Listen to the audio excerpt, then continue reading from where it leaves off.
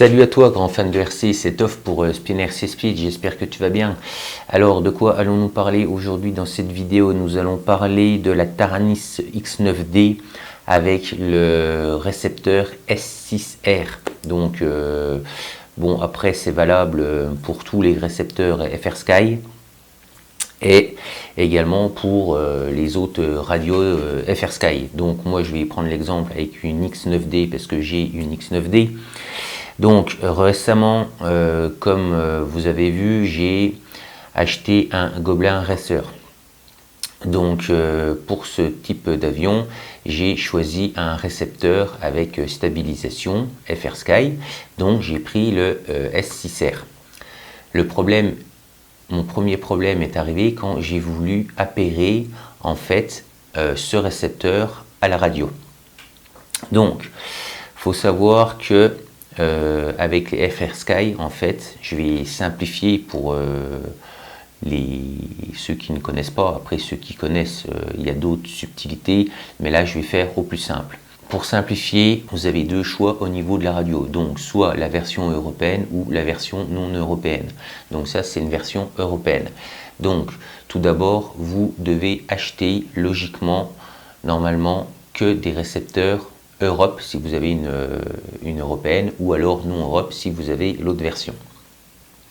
Donc là, il faut savoir que j'avais pris un récepteur européen étant donné que j'avais une européenne. Donc j'ai essayé d'appairer le récepteur comme indiqué dans la notice. Donc en fait, si vous avez ce problème avec le S6R ou un autre récepteur, si à partir du moment où vous faites le bind, que la lumière verte est OK, ça veut dire que logiquement, normalement, il est appairé. Mais que vous débranchez la batterie et que vous rebranchez la batterie et qu'il n'est plus appairé, c'est qu'il y a un problème. Donc moi, j'ai eu ce fameux problème. Donc, ce qu'il faut faire, je vais faire simple, je vais vous dire directement la solution. Vous allez aller sur le site de FrSky, vous allez télécharger le dernier firmware pour le module d'émission de la radio et vous allez télécharger également le firmware pour le récepteur. Donc tout d'abord, vous allez mettre à jour votre radiocommande.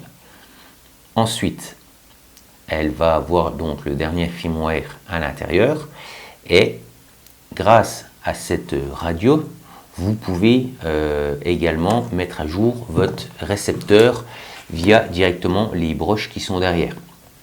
Donc à savoir que pour la X9D, les trois dernières broches du bas, c'est l'équivalent d'un câble de cerveau. Sauf que celle du bas, c'est le signal et il faut inverser les deux autres en fait pour avoir le plus et le moins.